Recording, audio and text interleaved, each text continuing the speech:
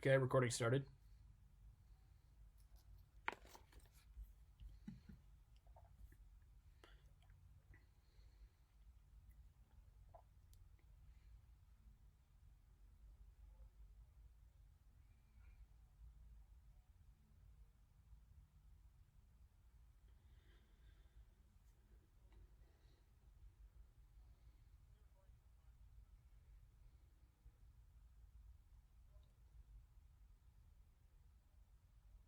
Should I turn off Audacity?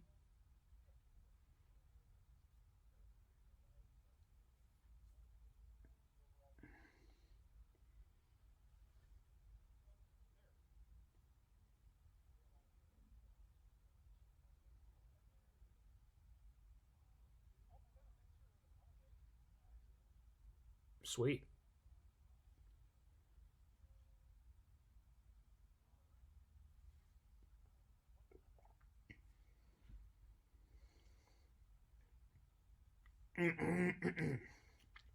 I'm ready. Where we improve movies. I'm Adam.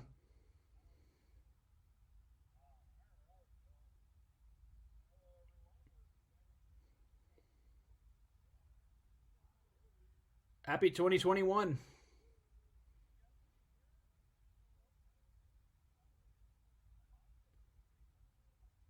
It's a low bar, dude.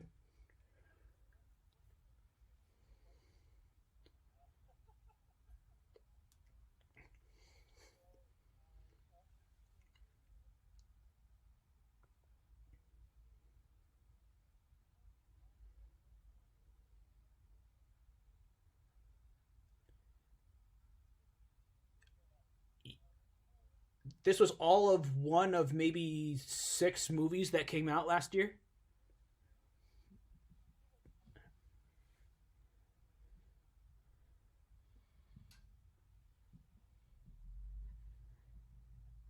I mean, like, 2020 movies is weird because most movies predominantly relied on streaming service. I mean, like, take a look at, like, this isn't a movie per se, but like look at something like Tiger King. If there was no pandemic, I guarantee you Tiger King would not be as successful as it was today. Just saying.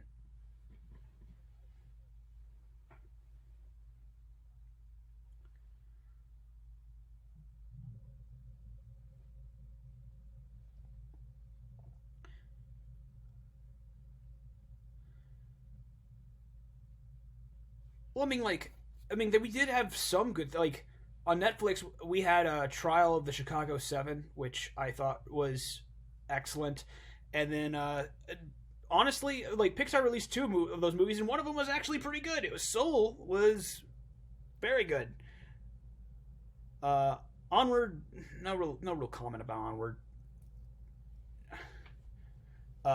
But the thing with, regardless, with Wonder Woman 1984 was this is a pretty big also selling point for HBO Max, predominantly because they are now doing a new deal to Warner Brothers, trying to keep their schedule and money afloat.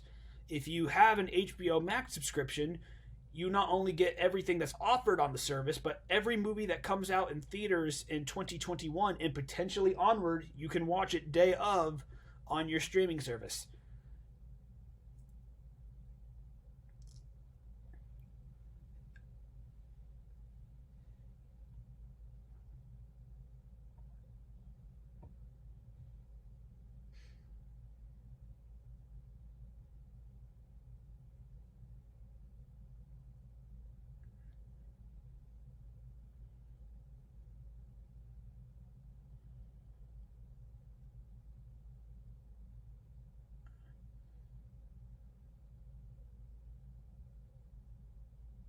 I I agree. Like, my dad, he'll constantly be telling me, like, I hope you're happy because the movie theaters are dead. I'm like, I think that's a very narrow view to look at it, and I disagree. I think what's going to happen is I definitely foresee a lot less movie theaters being made. I can see that a lot of subscription services might start cutting deals with studios to doing the exact same thing.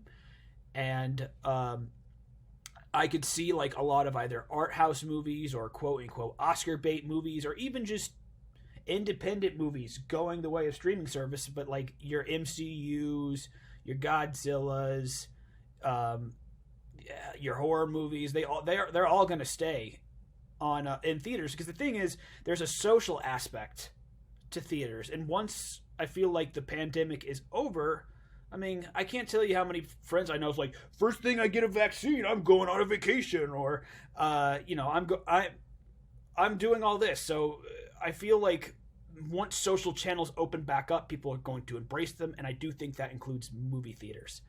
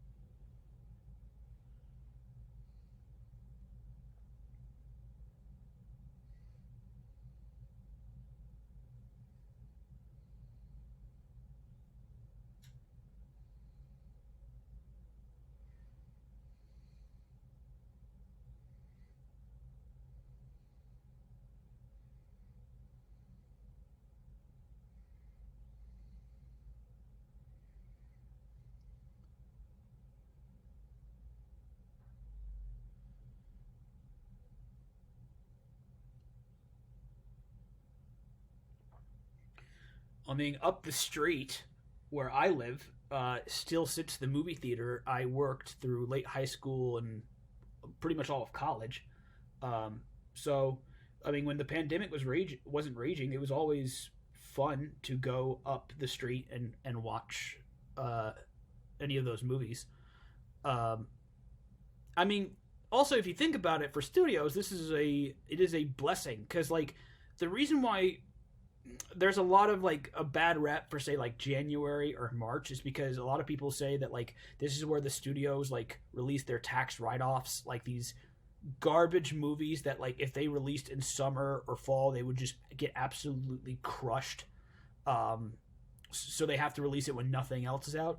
Well, now if you're a studio and you have a movie that you know is either not going to do critically well or is not going to make its money, you could either spend millions of dollars in marketing and releasing it in theaters where it'll probably be a bust and you lose money, or if you want to be smart, you can release it on a streaming service where it is guaranteed to make its money back, because it takes a share of the subscription service, and any click or any view, even if it's not even through the whole movie, there's money.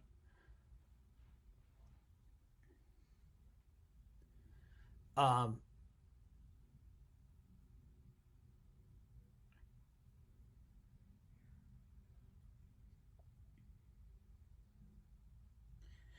well, like I'll say that if they can if we're right and this is what they want to do, it is also going to make any movie that releases theatrical and is a bomb that much more of a shocker, because that means they really banked on this movie to be a hit and it didn't. So, um, or unless they release it also on one of the streaming services where it doesn't matter how it was released, it still made money. Like, granted, it's one of those things where, in some regards, poor Christopher Nolan with Tenet, right? Because I mean, I'll be honest, I didn't dig Tenet. I don't think it's a terrible movie, but I wasn't in love with it. But that's not. This is not about what my thoughts on Tenet were. The fact is that if Tenet did this HBO Max deal that like Wonder Woman 84, I guarantee you it would have been a huge success because it has Christopher Nolan's name, and that was enough to sell.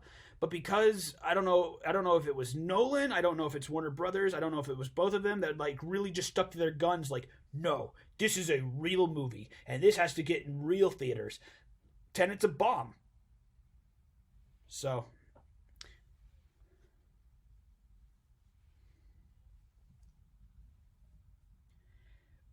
but we're not really talking about what could have been. We're talking about what is, and that is Wonder Woman 84. And this is a very interesting start to this, to say the least.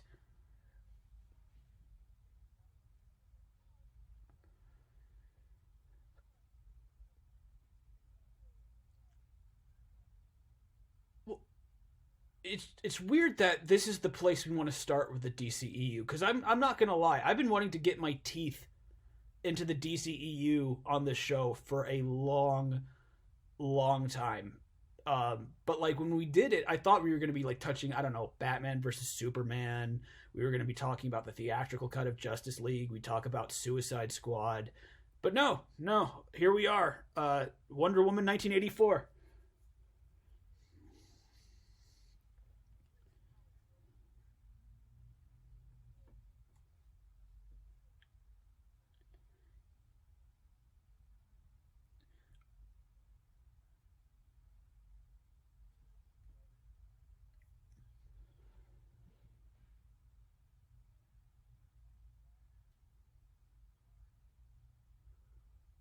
What a fall from grace for for for Wonder Woman.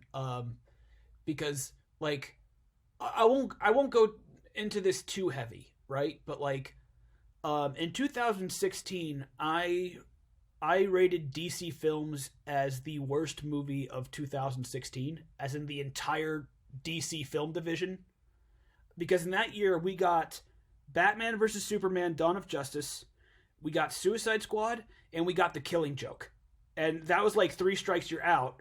And I just like swore off DC films, as in going to see them in theaters. Um, and like the thing was, apparently during this time where I swore off DC films, they released Wonder Woman, and I remember seeing Wonder Woman getting like what 90s, like old ultra positive buzz. And when I finally ended up watching it, I thought it was okay, but that is a great step up from Suicide Squad. Um, and like Wonder Woman, there was a lot good going on with that movie, which was I guess enough to where like I can understand why people were like excited to hear that there was another one. Like it seemed like Patty Jenkins had a pretty good understanding why people liked the character. Um, the setting was interesting, being World War One. Um, I don't know. It seemed like there was actually effort.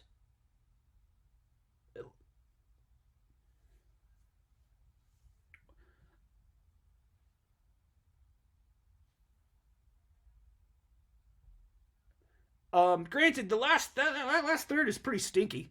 All the stuff with Ares was bad. But I'm not gonna like discount all of the good that it did up until that point. And while I won't say that Wonder Woman broke my distrust or like disgust with the DCEU, because remember after this we got the theatrical cut of Justice League, but like it gave me a little bit more open mind. So when I approached movies like say Joker or Shazam, I was thinking, okay, well, it sounds like DC's got their stuff together. And then, I mean, technically Birds of Prey too, but Wonder Woman 84 got released. I watched it and I felt like I was straight back in 2016. I mean, what's your initial like impressions like when you watch it? Because like I sound disdainful, but trust me, I am actually a very tired version of disdainful, because all of my anger peaked 5 years ago.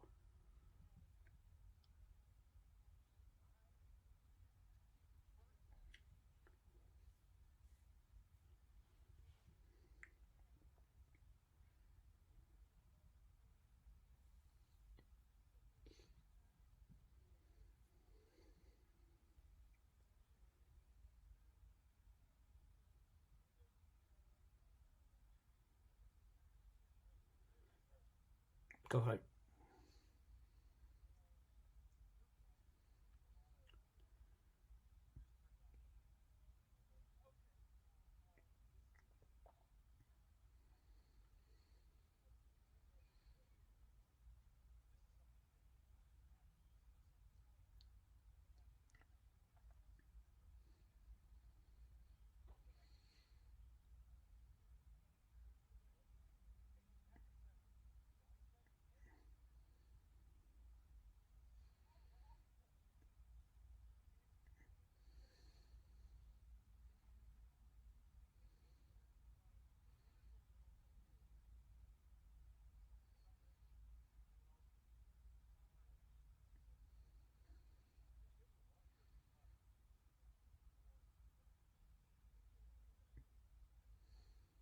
Sort of like X-Men 3. It's it's weird comparison comparing it to X-Men 3, but in actuality, I think X-Men 3 as sloppy. I think I prefer their two openings as opposed to Wonder Woman's openings. Okay, so like, all right, so at least for like, for example, one of the openings of X-Men 3, which is Angel trying to clip his wings before his father notices, at least that like could have been like a good start. At least I could feel like an emotional impact. Um, with Wonder Woman 1884, you have a ham-hand, like a mealy-mouthed excuse of like don't cheat, and the other, I mean, Jesus Christ, the whole mall thing. But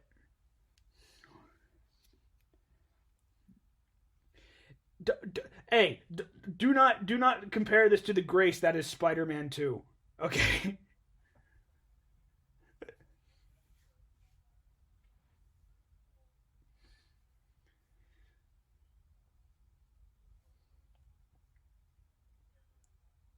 Bully Maguire.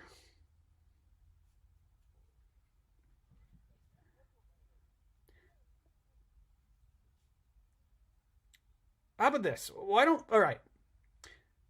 Why don't we start with good, bad, and ugly? Because like I don't want to like I don't know harp on just like oh this is bad and this is an extension of the past 5 years of awfulness.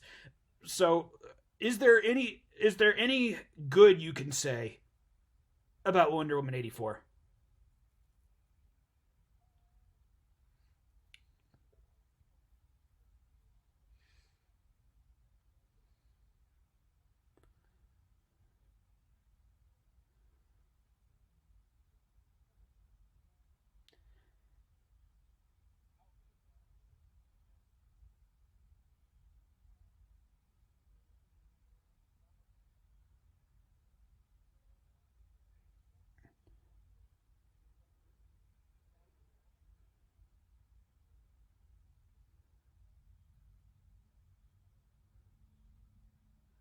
I think that's a good word for it. Because like I'll say this, like looking at Wonder Woman in the movies that she's been in, so up to this point, like in both Batman versus Superman, and Justice League theatrical, um, and even the first Wonder Woman, I actually like okay. Compare her to like say on the opposite end of the comic spectrum. Compare her to somebody like Carol Danvers or Captain Marvel.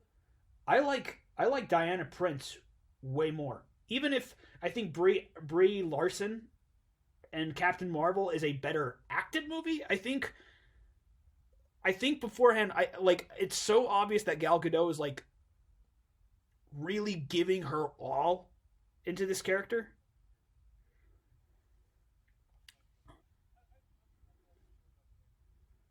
Brie Larson. Okay, let me wind myself back up. I'm not saying Brie Larson is doing this for a paycheck. She cares for Captain Marvel too, but I'm saying that like I sense much more passion from Godot in this role.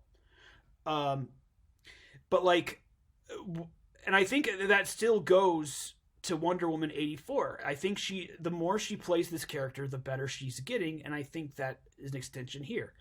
Um, Chris Pine has always been a good actor, and in here, he's doing what he can, and Pay, hmm? Trust me, we'll get into that. But um, Pedro Pascal, I think he's a character in the Wonder Woman lore. But I like the idea behind his villain. Um, I I don't know if I don't know how accurate to the comics or whatever his character is, but he's not.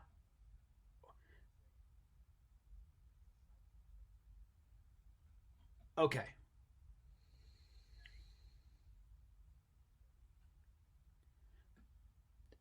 Oh, okay. Well, then I'll say that I think that uh, Wonder Woman 84 took his character in a much more interesting direction.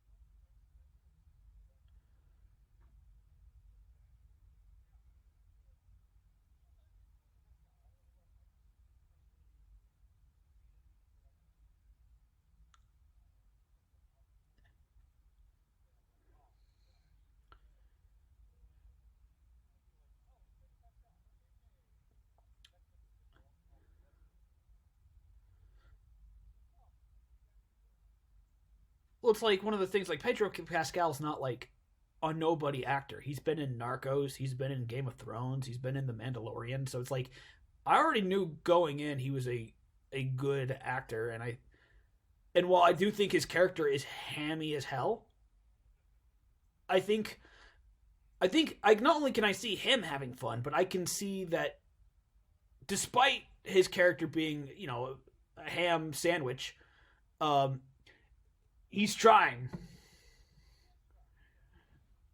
Um, but that's really about all the good I can think of. Um, mhm.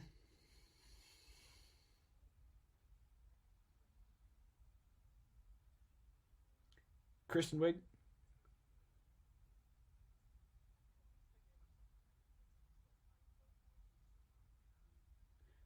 are you kidding me? Are you kidding?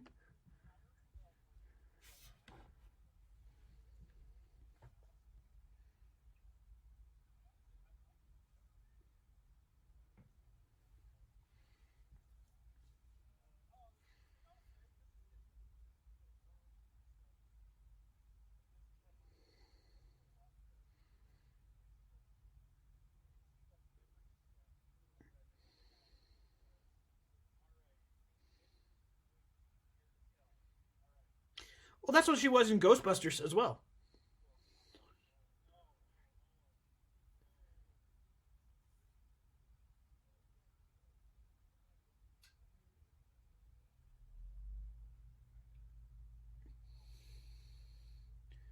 You're welcome. Um, the big disagree with me, and it's predominantly because it's not just the fact that I don't like her character, but it's the fact that her character is so unoriginal. Because, like, what I mean by that is I have no idea if she's accurate to comic Cheetah or not. But, like, what I can tell you, though, is that it is obvious they took heavily. Let me start that again. It's obvious they took heavy inspiration from Batman Returns because the similarities between her and Michelle Pfeiffer's Catwoman is it can't be a coincidence.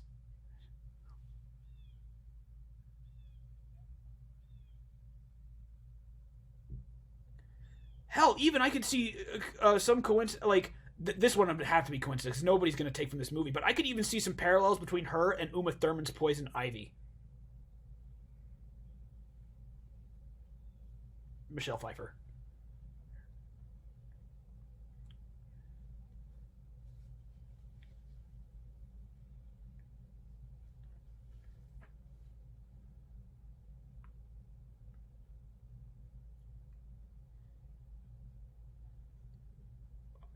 Yeah. Um. So, um, when we're coming to bad, we've already you and I were already talking about the beginnings, but there's more wrong than the beginnings, and I'll start with one of my least favorite part, which is the meaningless 1980s aesthetic, and it's one of those things where I curse Stranger Things for this, and this is coming from somebody who likes Stranger Things. Um, don't get me wrong, the 1980s were a very interesting time period, and they are a very identifiable, interesting aesthetic. Um, but I feel like nowadays in 2020, the 1980s aesthetic is not really used as a genuine effort to make a story interesting per se. It's just banking on nostalgia of an era that people may or may not have been alive when it happened. But it's not even like good 80s nostalgia, because like a legitimate question, why couldn't this movie have taken place in 2020? What would the movie have lost if Wonder Woman took place in 2020 as opposed to 1984?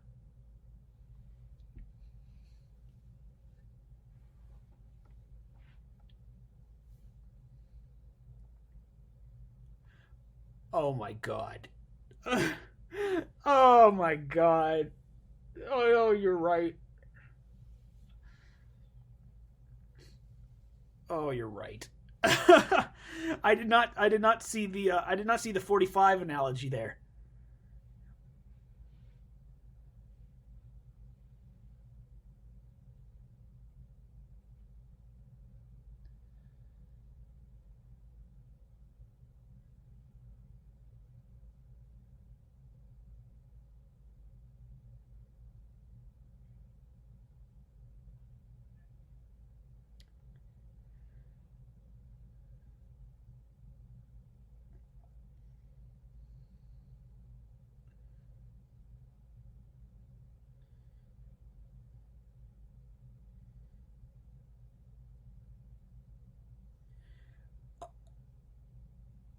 Well, what's interesting is that technically, if you want to go also by the 80s setting, former President Trump around in the 80s, I think especially during this time, he was making a name for himself.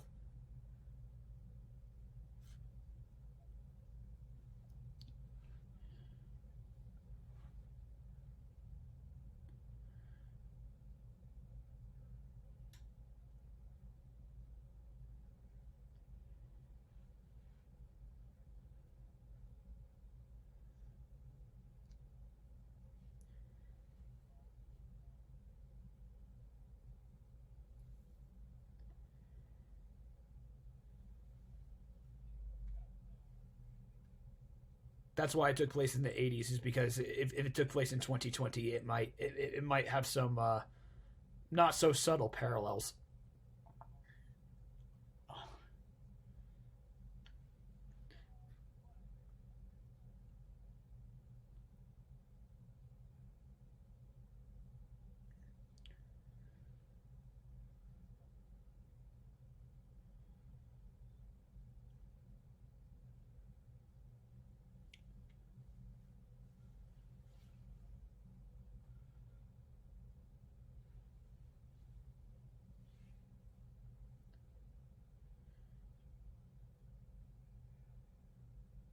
I have an answer.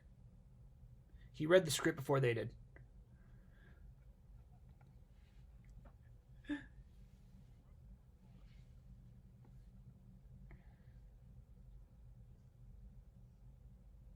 You're welcome.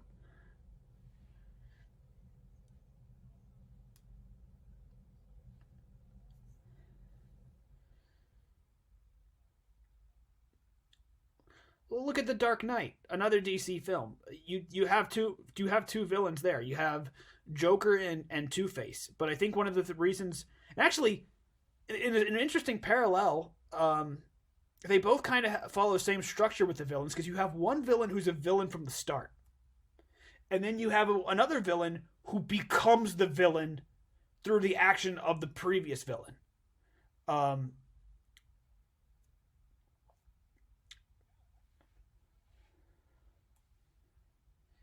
Yeah, because like Harvey Dent started out as a good guy, but after the Joker just completely devastated his life, he was able to turn this once good man into a monster, and in a way, that's what happens to Cheetah. And the fact that she's this dorky yet sweet lady who envies Diana, and when Pedro Pascal gives her the option to become like her, she becomes like this uber badass at the cost of losing that good heart.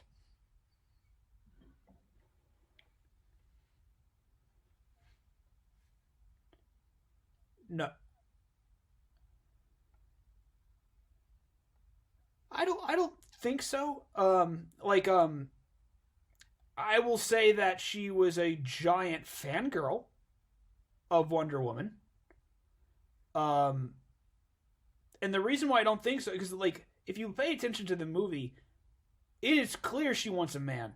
She wants a man so bad, and she feels one of the reasons why she's so insecure is because she feels like nobody values her as a person, which is one of the reasons why she gets enamored with Pedro Pascal's character, because this is a man who's showing her affection. Um, I think I don't like if there was implication that she wanted to date Wonder Woman. You could make a case, but as I saw, I think she was just fangirling hard. She was a Wonder Woman stan. I think that's the word for it. I think like people who are obsessively fans of K-pop uh, are called stans, but um, I feel like this. I've just set us up to be laughed at by people who listen to this.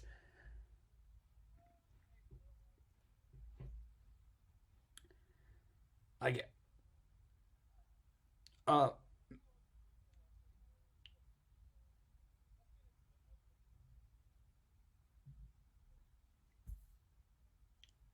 uh, like, if we, I know there's one issue we want to get to, but there is something I want to bring up because this is weird because I shouldn't care about this, but I think as somebody who appreciates a consistent narrative, I guess it picks at my bones.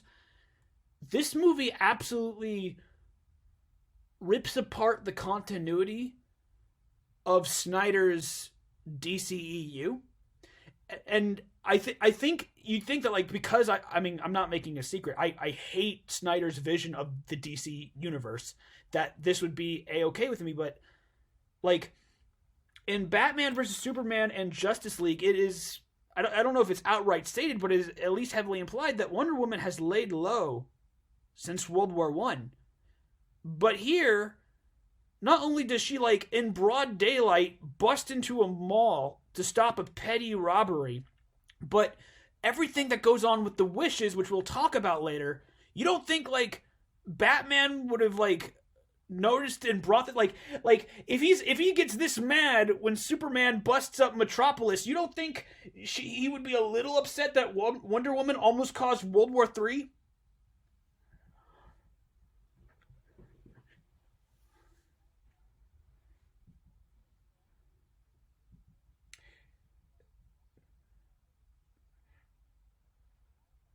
And there was almost a nuclear apocalypse.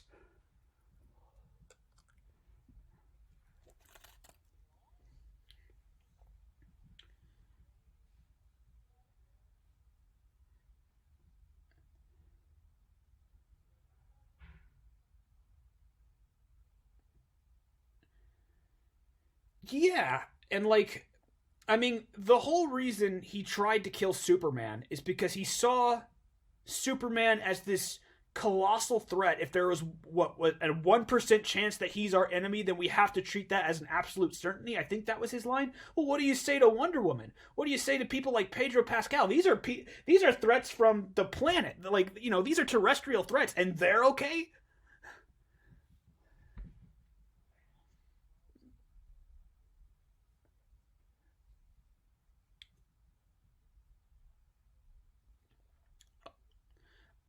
Or hell, like I mean, you'd think that like when you have a threat such as like Steppenwolf coming, or I guess in this future Snyder cut, Darkseid himself, you think it'd be cool that Wonder Woman mentions that like there was this one thing that if we really wanted to could have stopped him. Granted, I know the stone is destroyed at the end of this movie, but like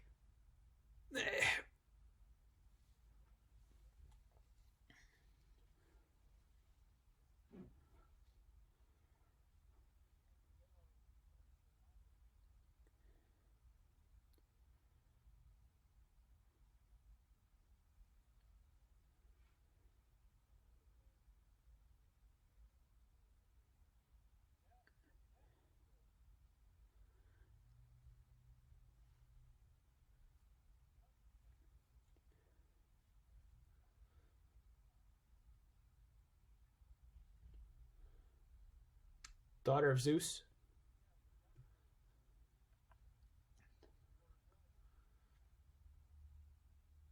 Mm-hmm.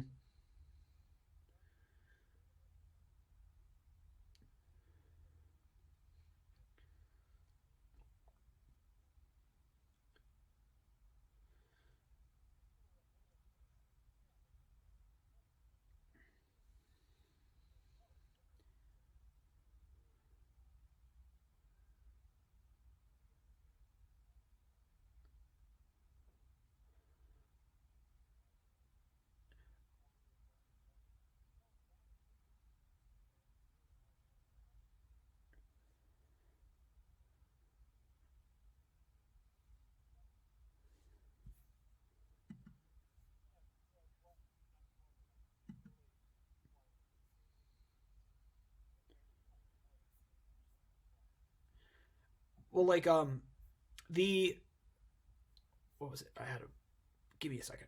Okay, yeah. You'd think that knowledge of this, Amanda Waller would be hell bent to try to find one of these stones, as opposed to make a team of mentally unstable criminals fight something on the same level as General Zod.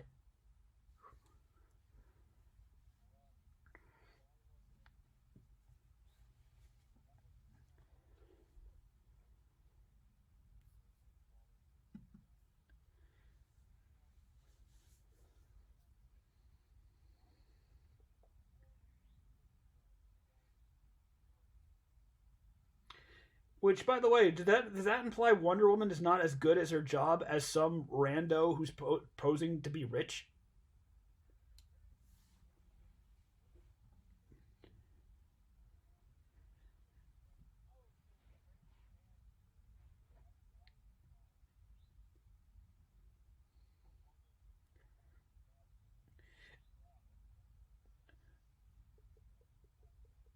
Well, like looking at Wonder Woman's rogues, right? Like if this was like I don't know, if this was Ares again, or if this was Cersei, like maybe.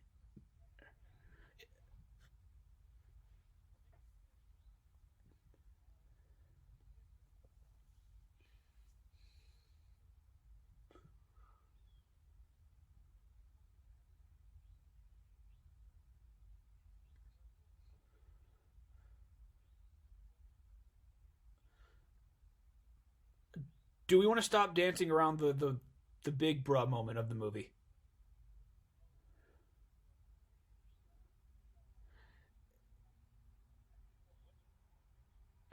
Well, okay. Here's the thing.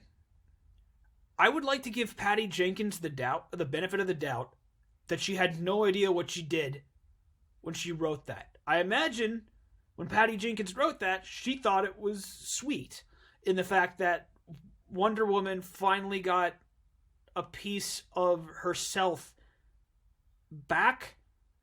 But I think that, like, when you actually think about what happened, it goes from sweet to creepy real fast. Um, I mean, it would have been better if, like, George Trevor came back from a mound of clay. You know,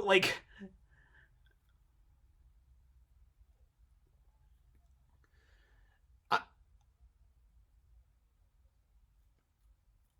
I'm not saying like that's what had to happen, but I'm just thinking there are so many ways where you can have like George Trevor come back and not lean into the side of roofies.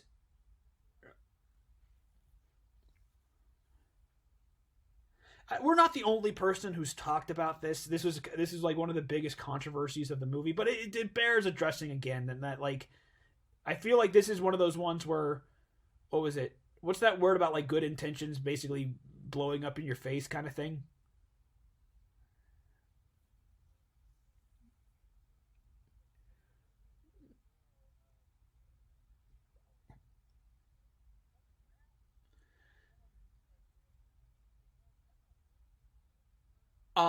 And even then, it's one of those things where like I've read some people's comments that like why the hell does she still care all these years now?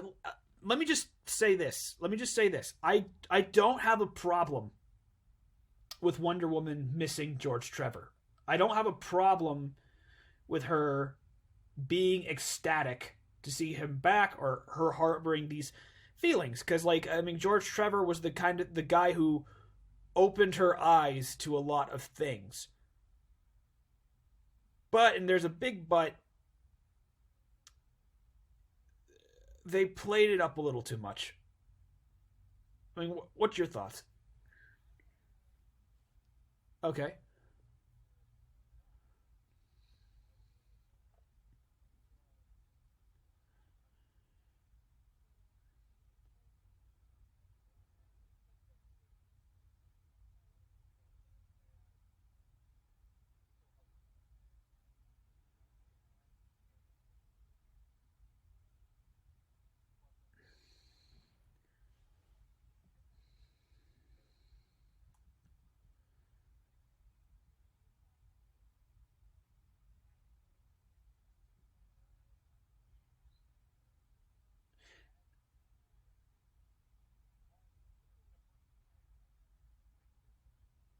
Um. Okay. I think I understand what you're saying now. It does.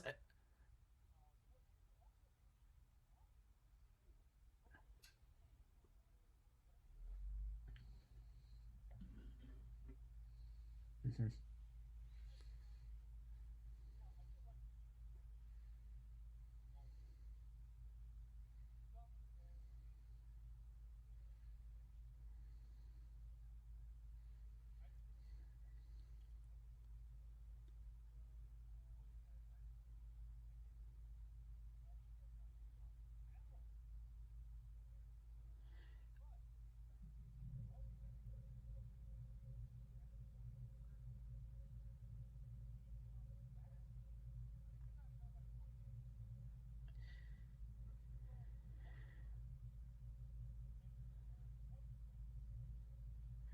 I get it now. I initially I thought like the main complaint was that like she misses him at all, and I think that was a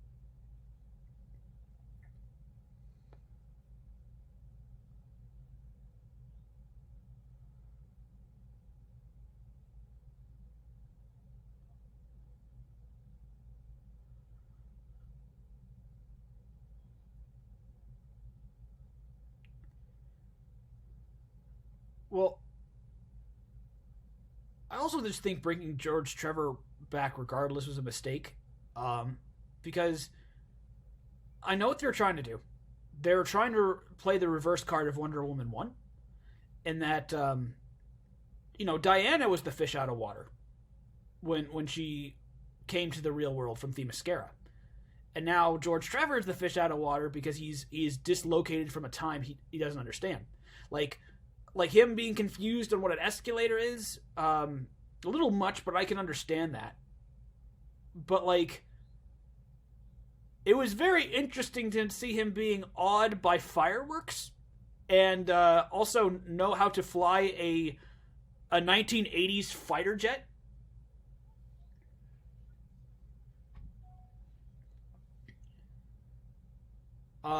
The editor. She asked the editor nicely and slipped him a $5 bill, and that's how they got there.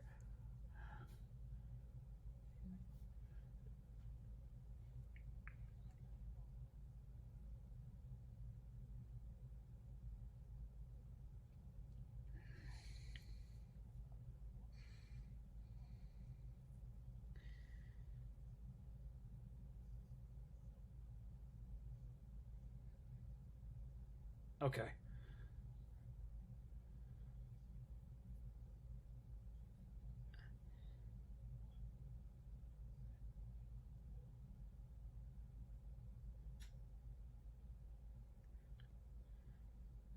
Also, if it's from the Smithsonian, it should be either hanging by wires or inside a building where it cannot readily be able to leave said building.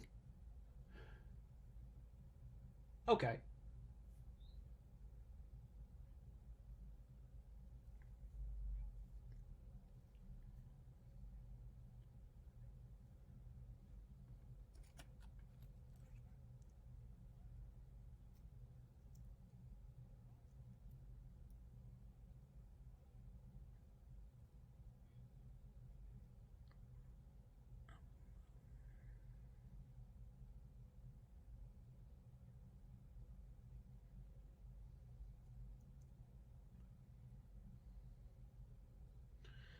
Oh,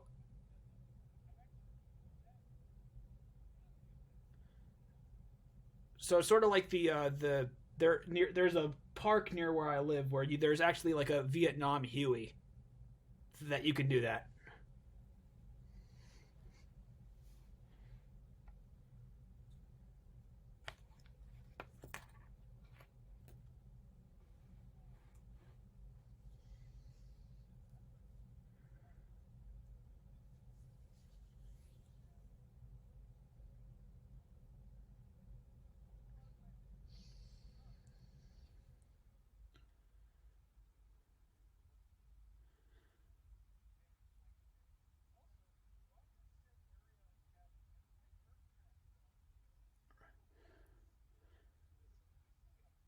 Well,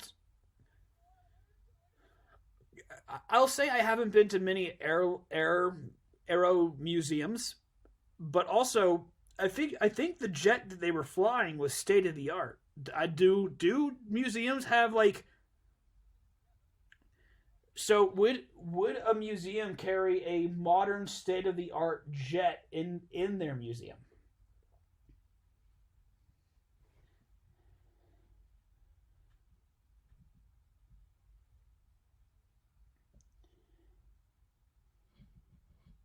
I think it's a F-15, isn't it? I think that's the Top Gun jet. Well, somebody's in the comments going to be like, well, actually, no, that's not that. It's this jet, but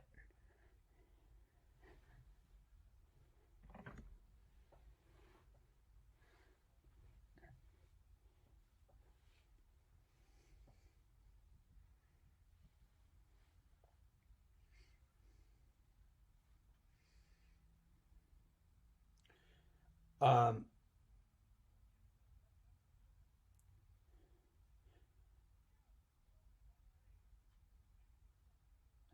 oh, she can do more than that. She can also ride lightning bolts and fly, which would have been really useful in BVS and Justice League, wouldn't it?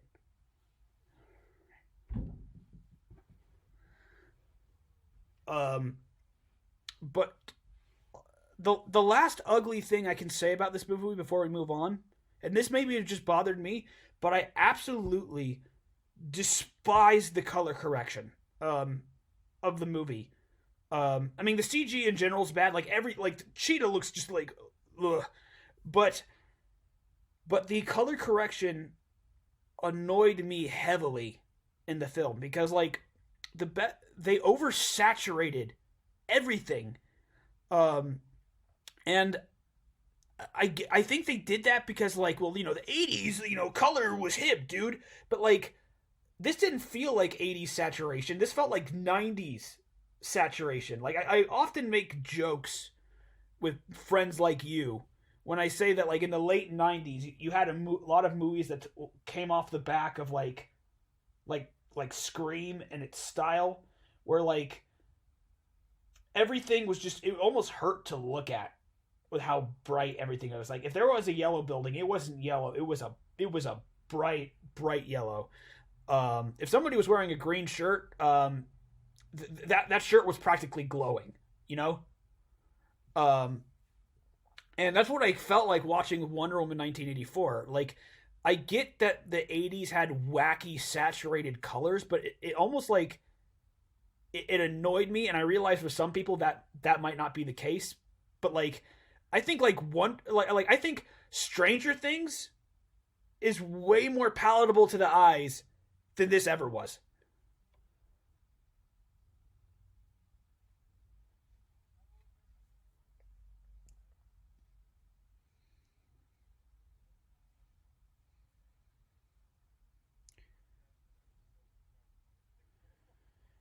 Well, you know why they're doing it. It's because they're still trying to tackle with the criticism that was levied at DC when the DCU started.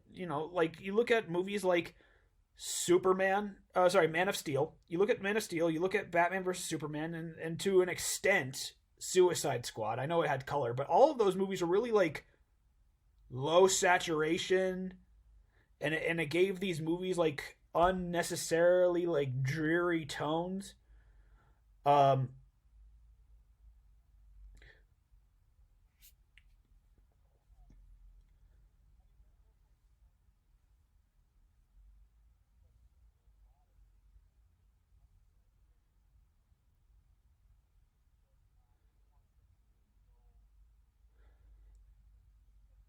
the most saturated thing he's ever done is Doctor Manhattan, but I feel like that was he didn't have much choice in that matter. Um,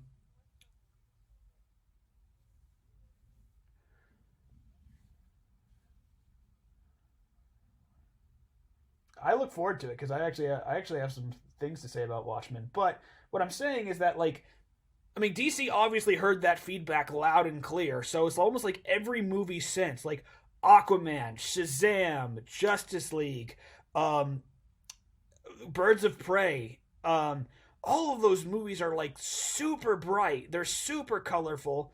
And it's to have like to counteract this sort of like we're having a fun tone. The only DC movie in recent memory that has not done that is Joker, but that was by design.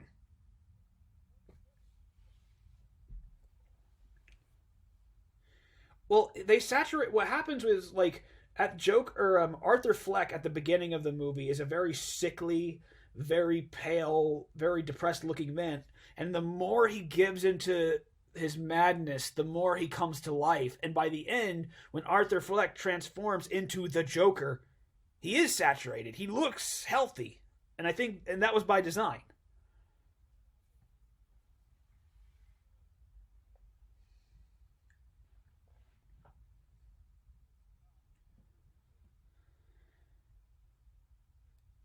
Yeah, Wonder Woman 1984 annoyed me with how color corrected it was.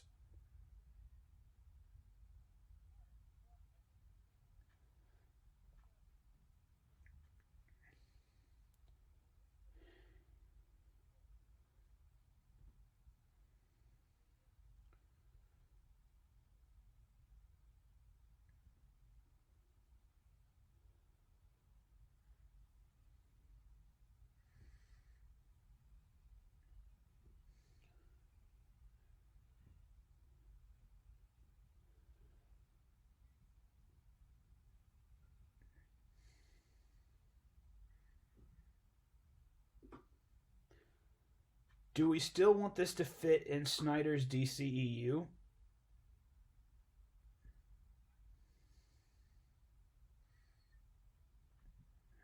Okay, so let's stick with the same logline.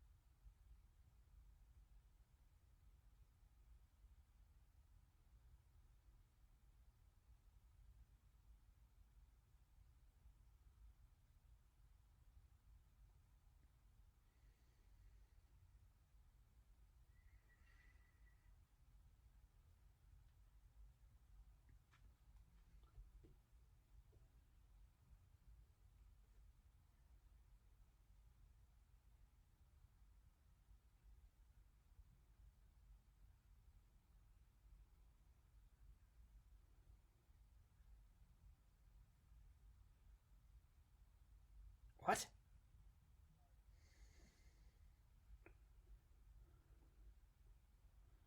What does it say on IMDb?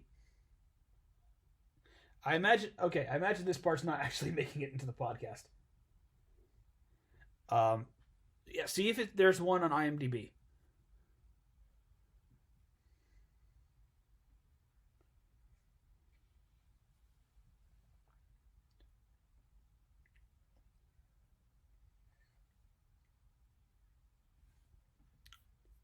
Oh.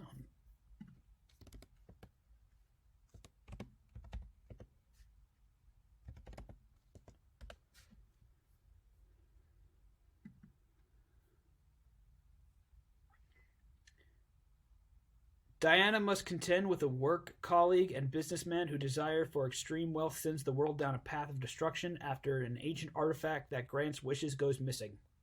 I mean, that's more of a synopsis, but that works. So you can pick up after that. Uh, Below the in theaters now.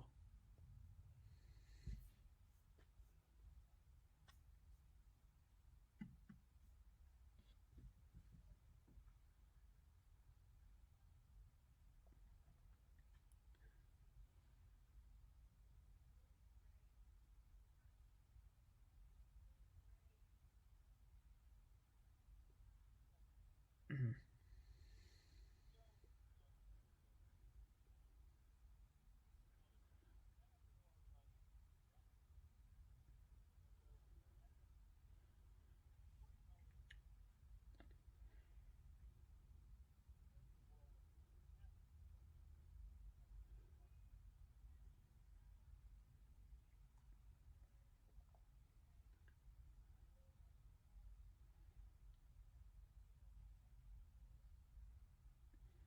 Can I delete Cheetah?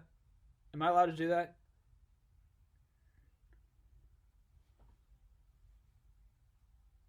I don't. I don't care if she's Wonder Woman's arch nemesis. I don't want her.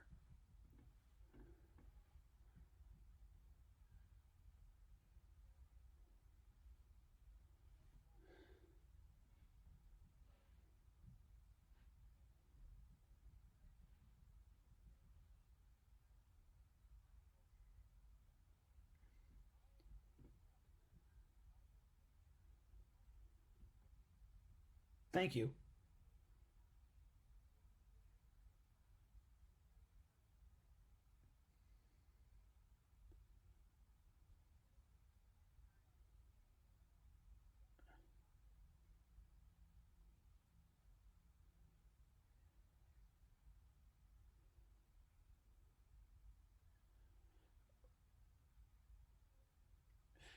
You didn't. You didn't try to stop apartheid. You did not uh, try to do anything about the Cambodian or Rwandan genocide. You didn't do anything about the Bosnian wars.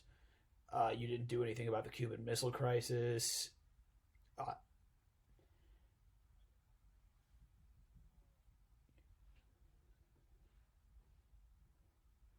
okay, the immediate criticism will be like, you're just making Captain America the first Avenger again.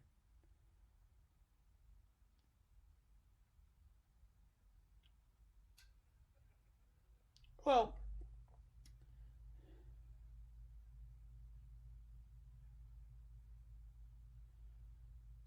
which is why they said it in World War One. I mean, I don't think they, I don't know if they've ever said it or they ever will say it, but I predominantly think that I believe that is why Wonder Woman was set in World War One, so they could differentiate it from Captain America.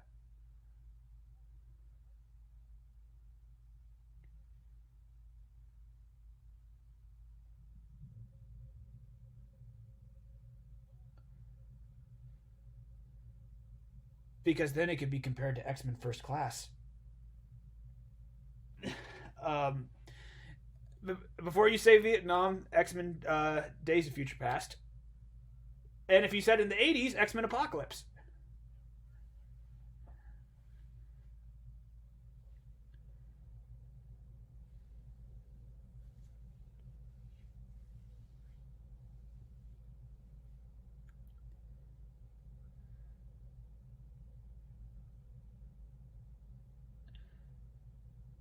Well, it is a fair point to bring up. I'm not saying that they would make Captain America again. I'm just saying that that would be the immediate criticism lobbied against it. That's all I was saying.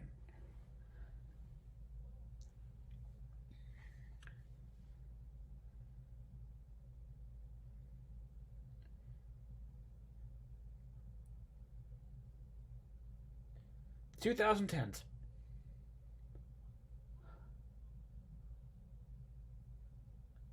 Yes, I don't. Like I said, I do not understand why this movie has to be before Batman versus Superman.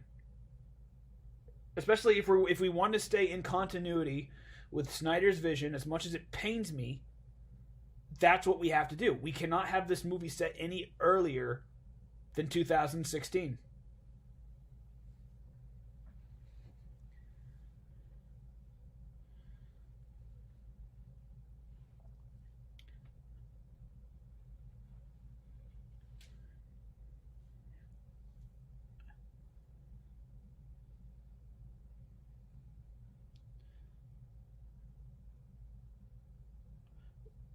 Well, if you want Maxwell Lord, we can still. There are plenty of sleazeball villains or sleazeball businessmen that still exist in the 2010s, let alone right now. So it's not like there'd be no inspiration to pull from.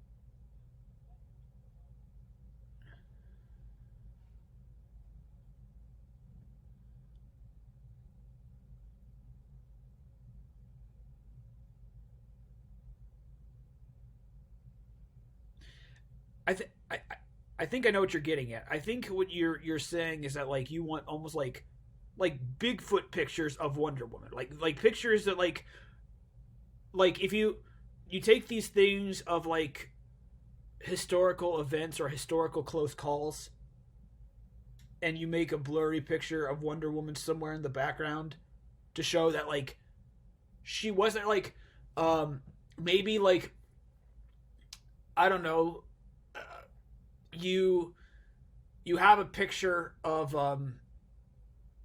D-Day, right? And if you zoom in on one pixel of the picture, you can see Wonder Woman pull a Nazi out of one of the bunkers by a lasso.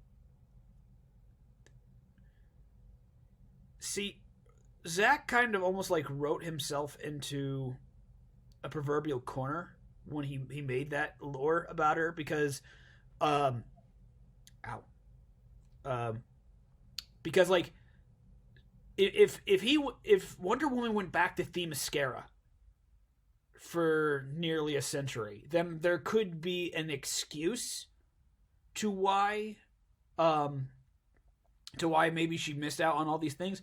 But the problem is that every one of his characters in his version are nihilistic to some extent.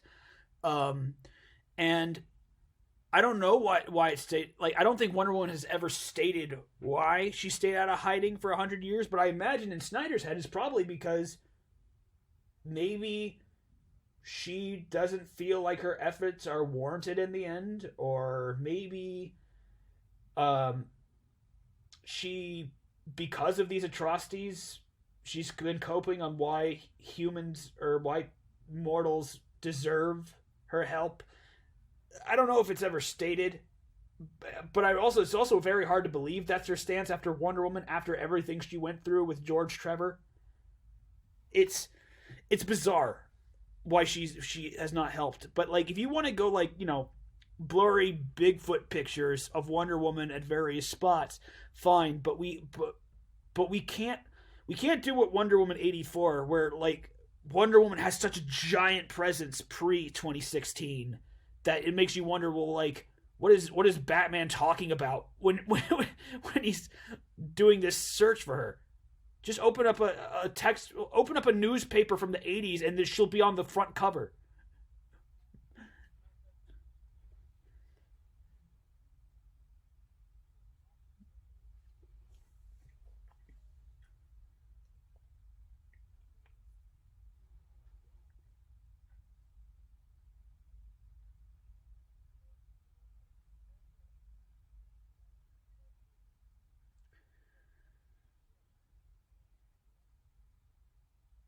Well, the problem is you'd have to get Ben Affleck back, and I think Ben Affleck is kind of like done.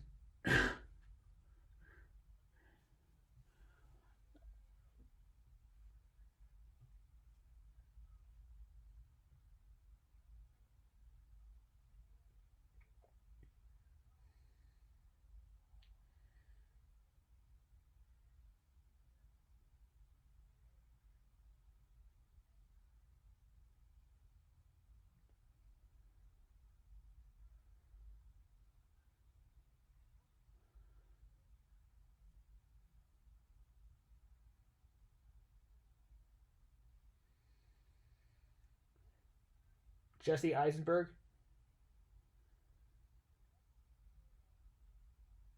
he's Lex Luthor. Eh,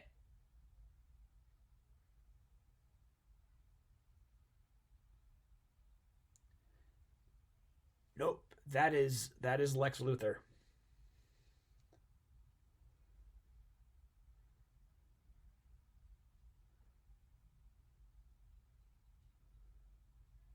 Fair enough.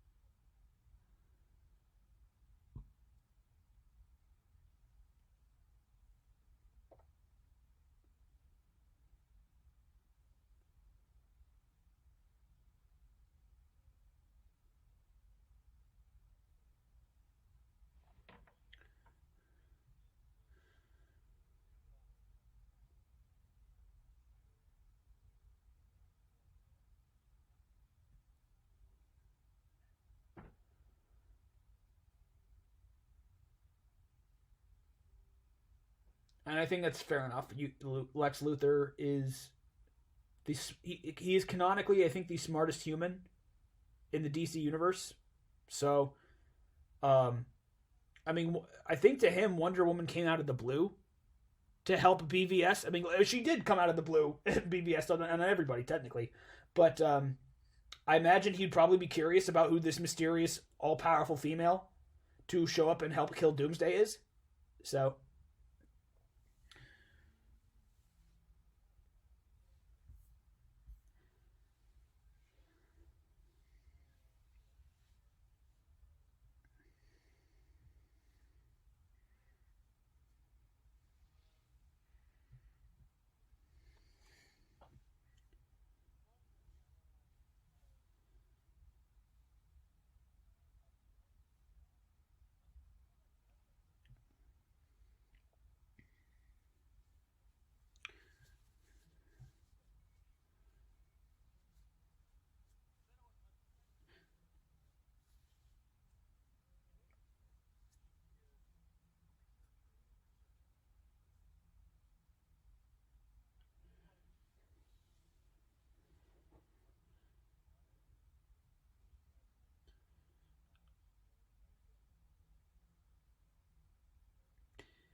there's also the fact that she would have to change jobs because eventually, after 10 or 20 years, maybe her colleagues would look at her and like, women, I'm looking old, but she hasn't aged a day. I wonder why that is.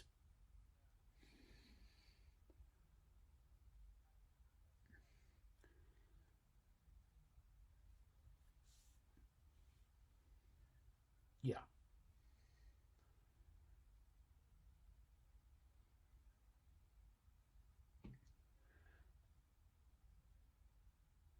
She's changing jobs. And also, here's the thing Wonder Woman's back in the spotlight. Batman versus Superman and Justice League happened. So people now know who Wonder Woman is.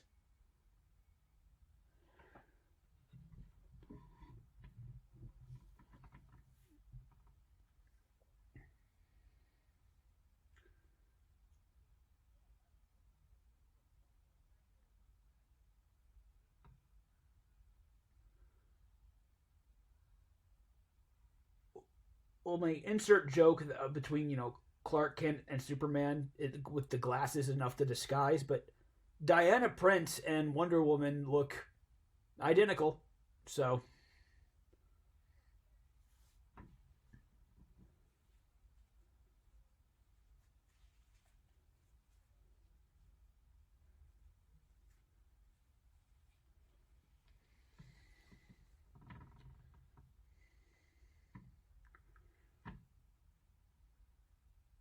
okay.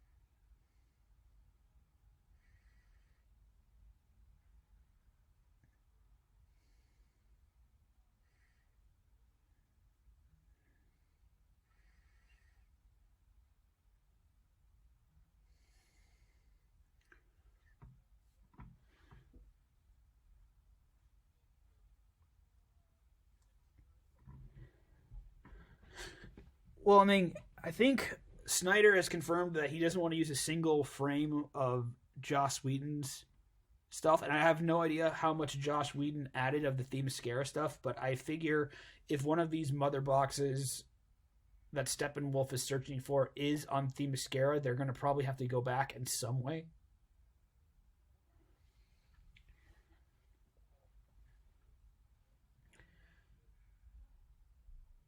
Ooh, being actually trying to be an ambassador, and what could be interesting too is that this is a very uneasy thing because the Themyscirans, I feel it's almost like they're being dragged into this. They still don't trust outsiders. They still don't trust, the folly of man.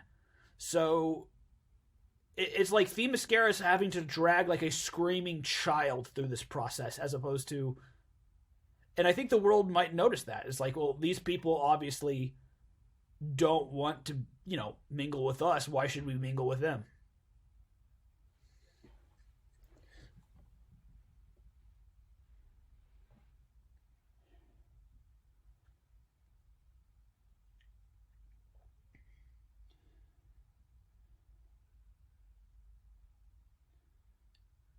I mean, I don't mean it like they are in the policies, but in a lot of ways, Themyscira is kind of like North Korea in the sense of like stay out or we're going to war.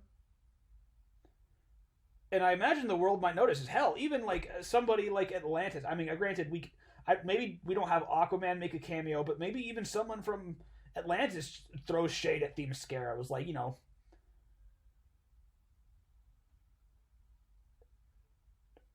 I mean, if they want to pretend that people still wear loincloths, um, then go ahead. So maybe that's what the plot is about. It is Wonder Woman now that people know who she is. Now that we have a Themysciran who has helped save the world, she's trying to incorporate the rest of her people. And not only is there tension at home, but a lot of the world's like, okay, well, if that's how they're going to react, then nah.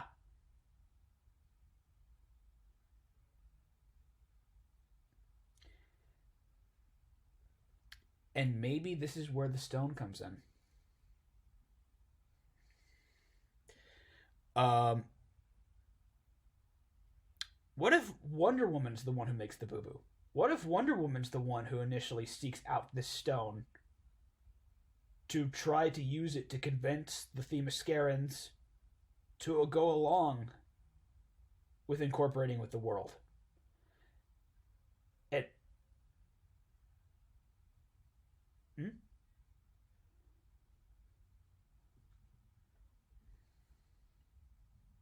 Okay.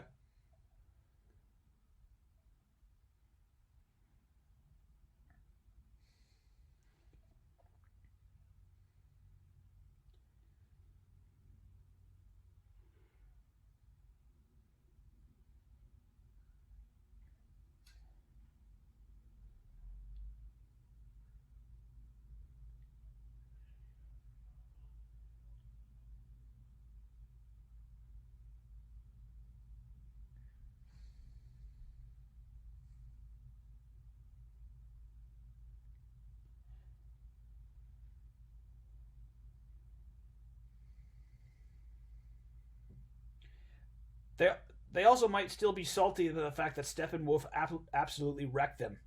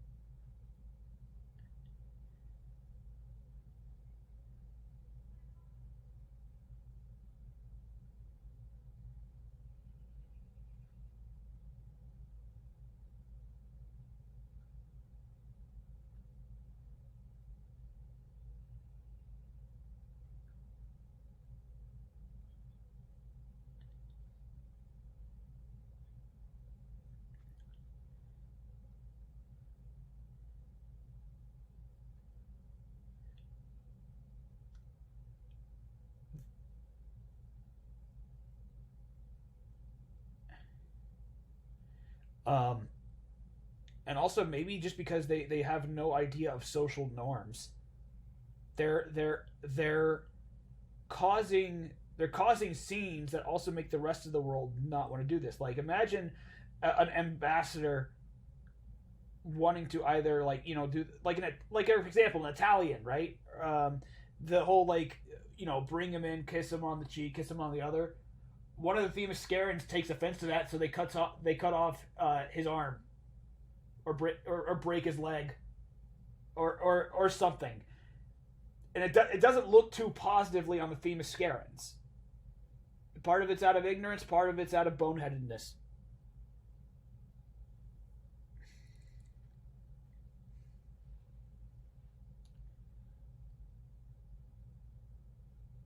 Uh,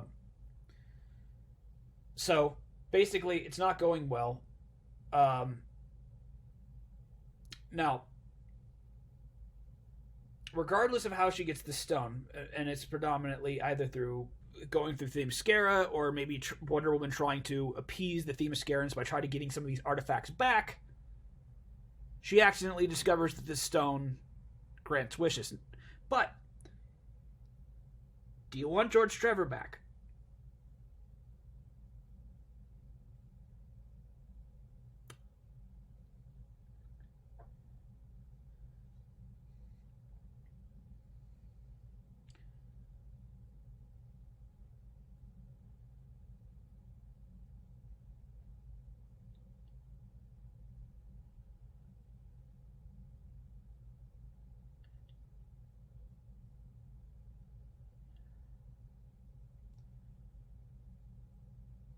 Or even a zombified Steve Trevor, but like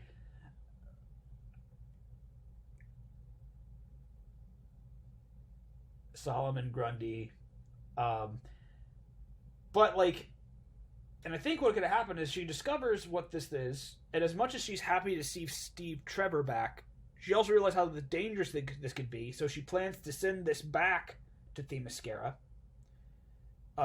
Maybe Lex Luthor catches wind of this, and instead of going himself, he ensures that maybe if you still want to have Maxwell Lord, he go gets it. And then once he realizes the full potential, he double crosses Lex Luthor.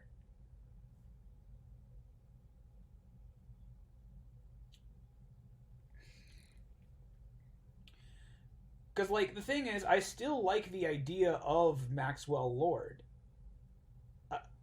But it would be interesting that like Lex Luthor sees, or through I guess like his company CCTV, basically through illegal means, he figures out Wonder Woman has found this stone that can seemingly bring people back from the dead or maybe do what they want. Doesn't matter. He uses underhanded means to figure this out. So he wants the stone, but he also realizes that he's a wanted criminal, so he can't go get the stone. So he pays somebody to get the stone. He does, and then double crosses Lex Luthor. So now Lex Luthor looks like the biggest chump of the night, and he's still not that big involved in the actual plot.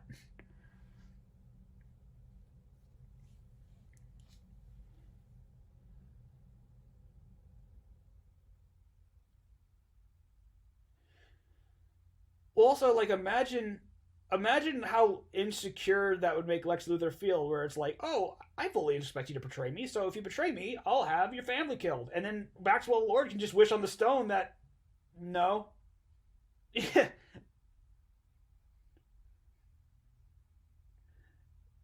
Yeah. Uh, I can just destroy your bank account. How about instead, I wish that my bank account was secure and you lost all of your money, Lex? Like, you see this, like, one-upmanship? Like, Lex Luthor thought he was being big brain genius to get this stone that gives him whatever he wants, and instead he just gave the power to somebody who shouldn't have it. More than he shouldn't.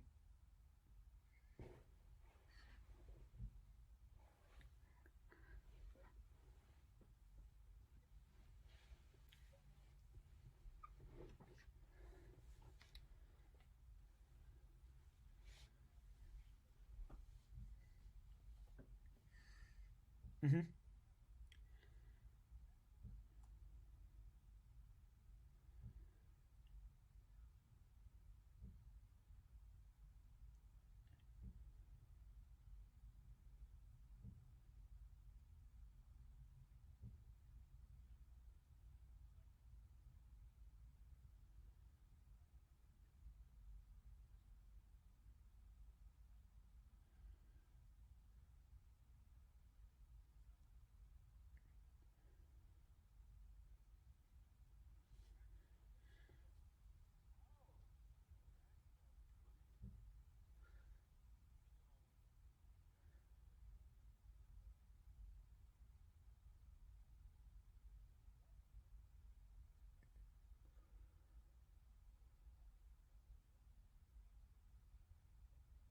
Max doesn't figure it out.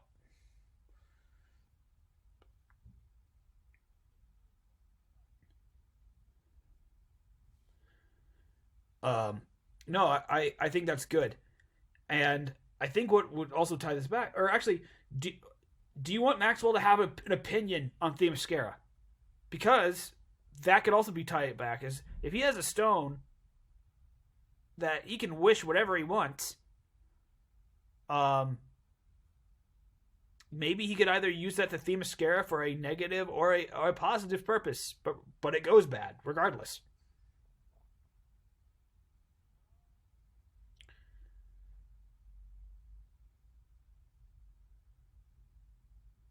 What he shouldn't do is broadcast a wish list that almost causes nuclear war, because that'd be stupid.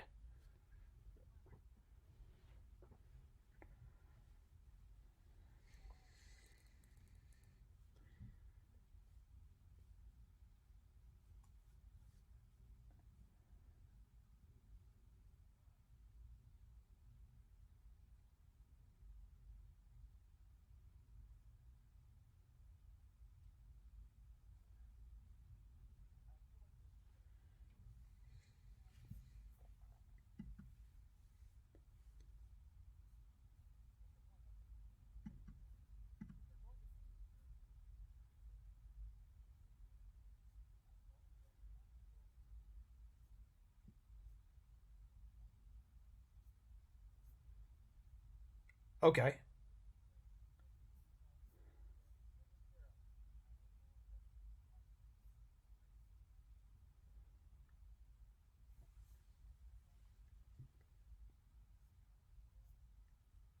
Well, truth be told, it's kind of like Steppenwolf. I don't know how many people actually cared about Maxwell Lord before the movie, so I feel like it's an adequate change where people I think people would be cool with. Um,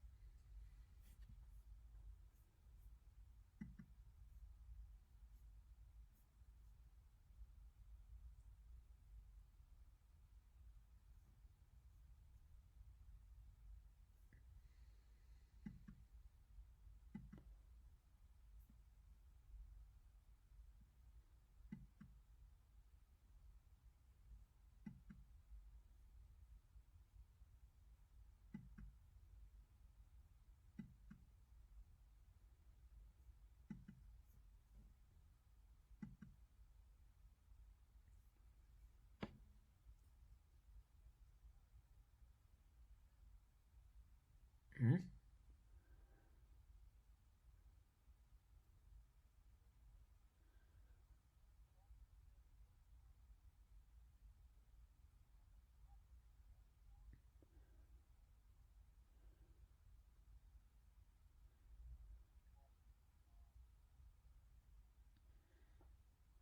Well, here's the weird thing. Do you feel that it is wise to mesh Maxwell Lord and Cheetah because both have their unique strengths and weaknesses as villains and the stories they work.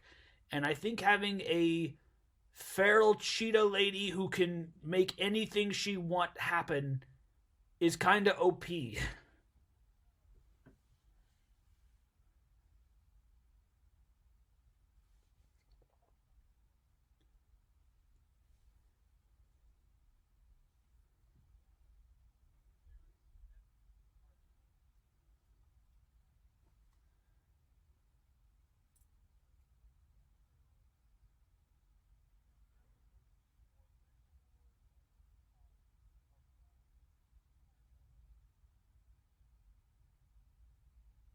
Okay.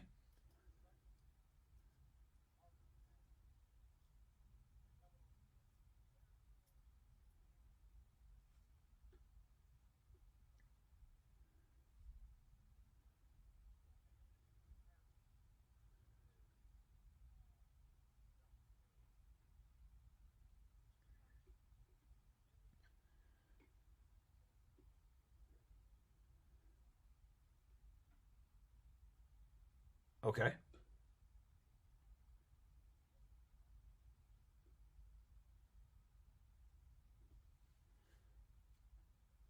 Well,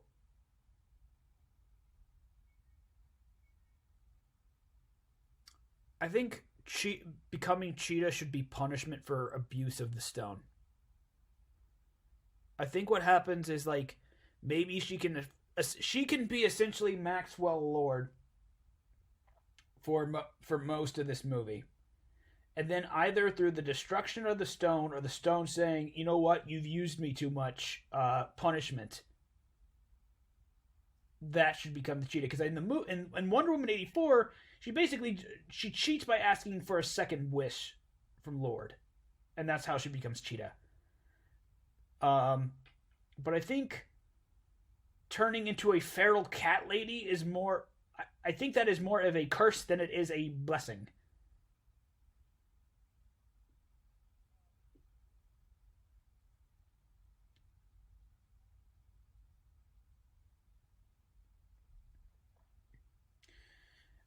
But we have how she gets the stone, and that's all good now. But there's still some the points we have to tackle, which is the brewing tensions between Themyscira and the rest of the world, and Trevor coming back.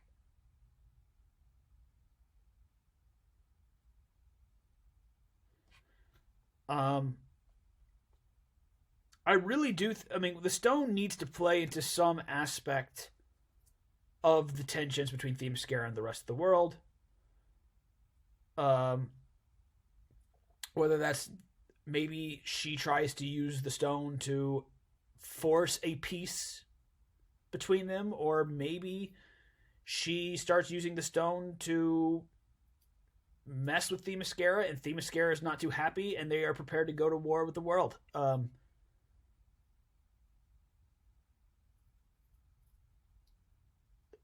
Regardless, she this Archita Maxwell Lord combo character needs to either have sympathy or hatred to Themyscira in some way.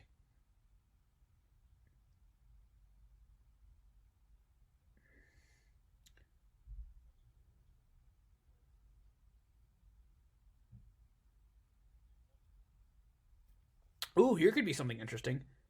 She wishes for the world to become more in favor with Themyscira and vice versa, but the monkey's paw aspect is that because of this, maybe relations heat up between the rest of the world and Atlantis. Maybe those relationships starts turning sour. So now, instead of this brewing tension between the world and Themyscira, Atlantis is now becoming a threat, and they pose just as bad, if not worse, of a threat than Thema. Okay.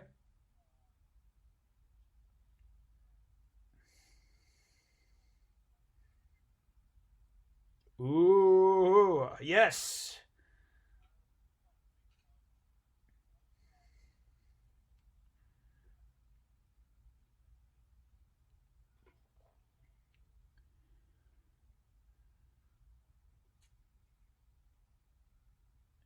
She falls in love with Thema. She is blinded. She's blinded by Themis from Themyscira's flaws, and she only sees the positives. I mean, whenever you visit a place, like like for example, if you go to I don't know Japan, you only see like Japan's positive side. You don't really focus on any of the negative aspects of their culture or or their history, let alone like Italy or London or China or the United States or anywhere you go. You only focus on the positive, so you're blind to the negatives. And because of that, she thinks that the world would be better off if the world was like Themyscira. But all that negativity gets applied to whole. Like, imagine now that Superman is back. Superman is considered like this. Like, everybody essentially treats him like Batman treated him, like in Justice League. Or sorry, not Justice League, but BVS. There's about to be a war with Atlantis. Basically, the whole world has gone insane.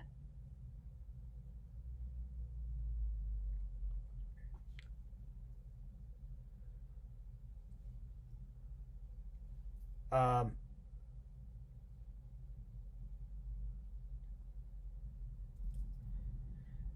Basically, what I figure too is the only people who realize this is wrong is Diana and Steve, because because him coming back is a direct correlation to Diana.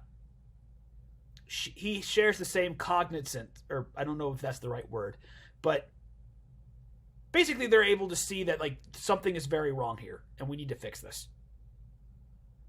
Yeah,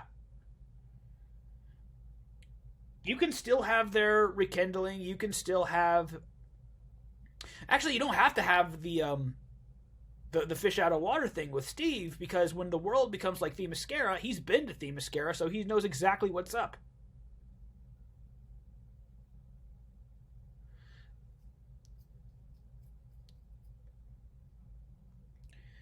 If you still want to have it to where Wonder Woman is losing her invulnerability because of the Steve wish, if you still want to have it to where she's hit with the sobering knowledge that undoing the stone's will make Steve go away, that's cool.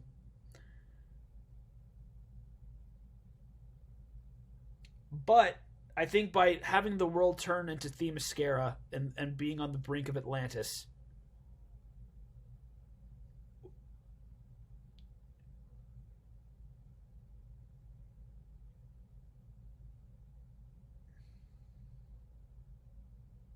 Super Steve.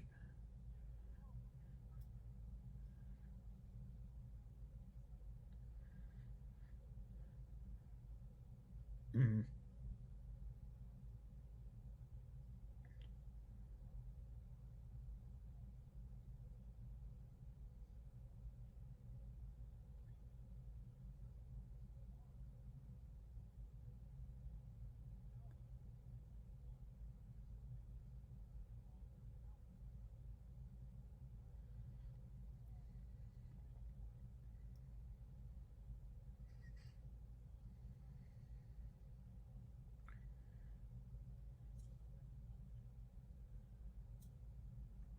Okay.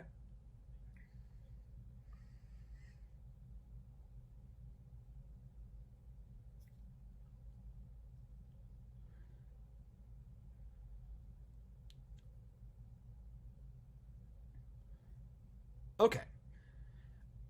But regardless, now our stakes are set. Now we have a reason why Wonder Woman needs to stop Cheetah, why she needs or Max Cheetah, why she needs to essentially heartbreakingly say goodbye to Steve. Um, and so we have it to where screw the invisible jet. Maybe she confronts Max Cheetah at the arena. Super Steve and depowered Diana are somehow able to get the stone away from her and destroy it.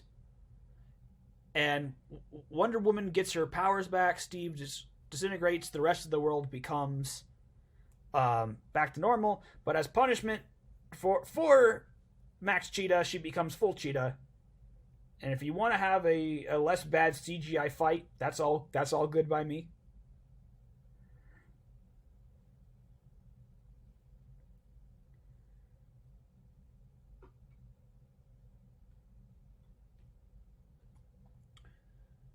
Bro, why does Gollum from 2002 still look better than Cheetah?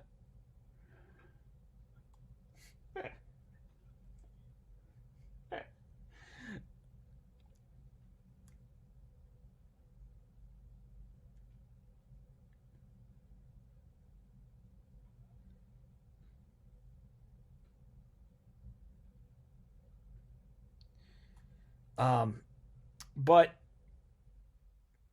and I think would be interesting too is that after Cheetah dies or disappears, you still have Wonder Woman kind of learning a valuable lesson.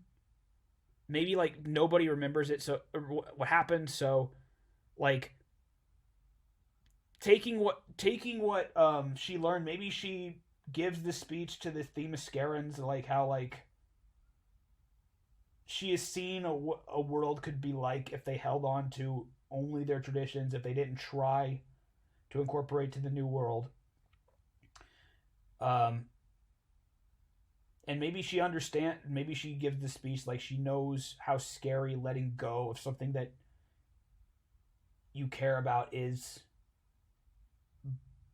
but there also needs to be risks and moving on to progress forward.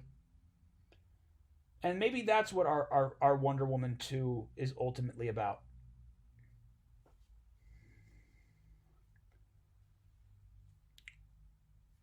Correct.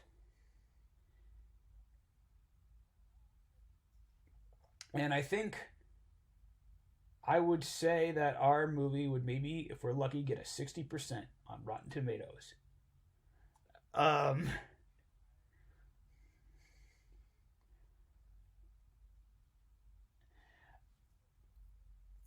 um, Now, I think to close off with Wonder Woman, because honestly, I really like to not talk about this movie for at least a little while. Is there are some people who are looking at Patty Jenkins I've heard a lot of sentiment saying that they're now worried about how like Rogue Squadron's going to come out, and I would like to say I think that is unfair, and I think for two reasons. One, you're forgetting that this lady not only made the first Wonder Woman, but she also made Monster, which are excellent films.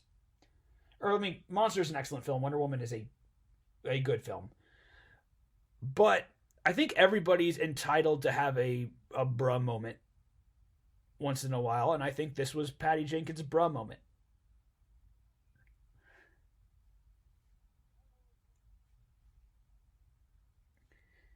Um, Also, I also think that Lucasfilm is has a lot more at stake at making a good film than DC does or Warner Brother does. I mean, I know somebody comments will like, "We'll say that about the Last Jedi and the Rise of Skywalker," but you know what? In a post Last Jedi and Rise of Skywalker world, we have like the Mandalorian, we have the final season of Clone Wars, we have this initiative that is doing everything they possibly can to ensure that future stories do not receive the same amount of backlash. DC just put out Birds of Prey, dude.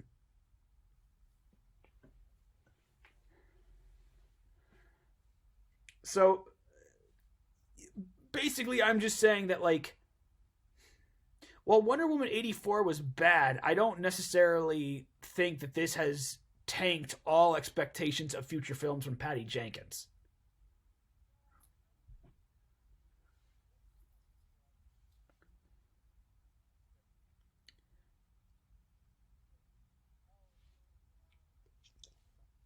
Now,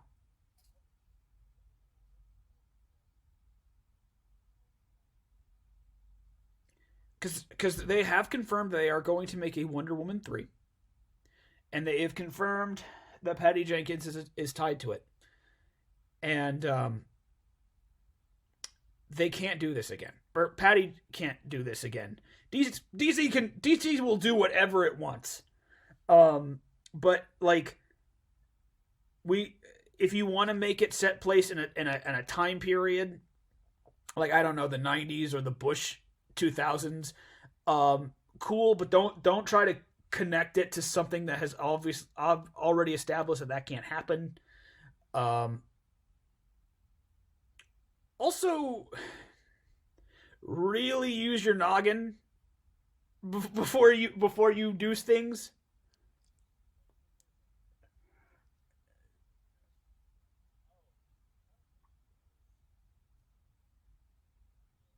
No, But but that's all I got to say about that.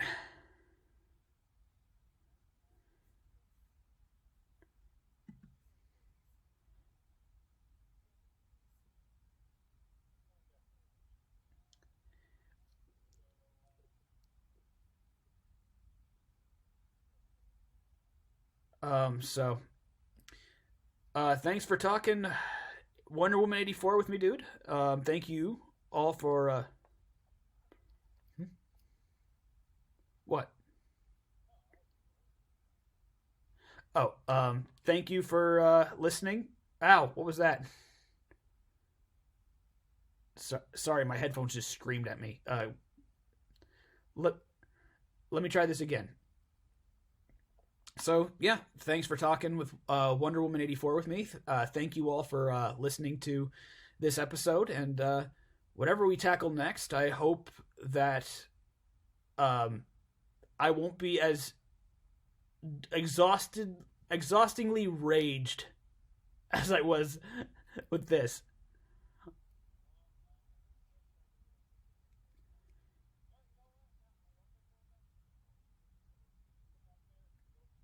Ooh, a little bit of RNG in this. All right, till next time. Oh, okay, sorry.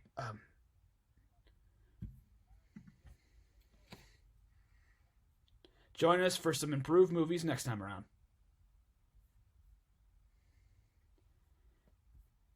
And pausing the recording